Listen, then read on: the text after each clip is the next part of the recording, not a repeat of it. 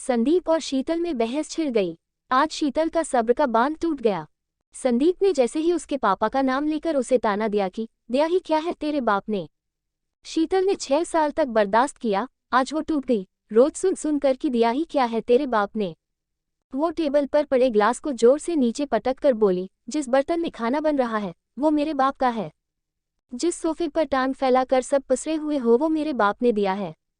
तभी संदीप की माँ और दादी आ गई। बोली, ये क्या तमीज है पति से बात करने की।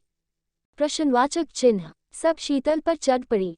शीतल की आंखें दबाई थी, फिर भी उसने आंसू को दबा दिया और बोल पड़ी, बस माँ आप अब चुप रहिए, और दादी आपकी हाथ जोड़ती हूँ, अब आप लोग कुछ ना बोलिए। ऐसा ना हो आप लोग कुछ बोले और मैं बर्दाश्त न कर सकूं और मेरे द्वारा आपका अपमान हो। आप बस चुप रहिए, आज मुझे जवाब देना है मेरे बाप ने क्या दिया है। तो सुनिए क्या कह रहे थे। क्या दिया है मेरे बाप ने? ये जो बेड पर आप राजा की तरह फैले रहते हैं वह भी मेरे बाप ने दिया है। तुम्हारे पूरे खानदान को ब्रांडेड कपड़े दिए थे।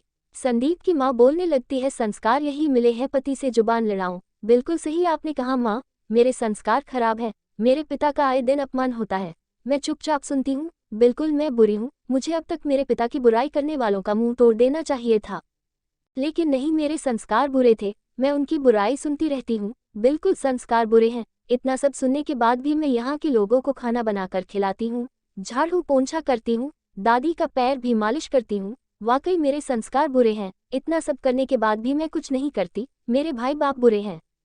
और क्या लगता है मैं एक दिन बीमार पड़ जाऊं तो खबर मेरे मायके तक पहुंच जाती है, यहाँ तक पड़ोसी के घर तक बात फैल जाती है, महारानी बीमार हैं, ये भी सुनने को मिलते हैं। अभी तो हाथ पाँव चल रहे हैं तब ये हाल है, बुढ़ापे में कौन देखेगा। एक बात बताइए, जिस पड़ोसी से आप ये सब कहते हो क्या वो पड़ोसी आपका बुढ़ापा पार लगा देगा? छोटी छोटी बातों पर मेरे मायके तक बात पहुंच जाती है। क्या आपको अभी भी लगता है मेरे बाप ने क्या दिया है? तो मेरे बाप ने सुनिए क्या दिया है। मेरे बाप ने जीती जागती इंसान बेटी दिया है, जो दिन रात पशुओं की तरह खटती रहती है, आपकी और आपके बेटे की चाकरी करती है और ताने भी सुनती है। अगर सुनना बंद कर दे तो बाप की गाली भी सुनती है। मेरे बाप ने ये दिया है। दिन भर काम करने के लिए बहू, ताने कसने के लिए फलाने की बेटी। और कैसे आप लोगों को लगता है फलाने की बहू अच्छी है, आपकी नहीं? चुगली बंद करिए, अपने घर पर ध्यान दीजिए। देखिए आखिर चल क्या रहा है, आपका भी घर स्वर्ग ही होगा।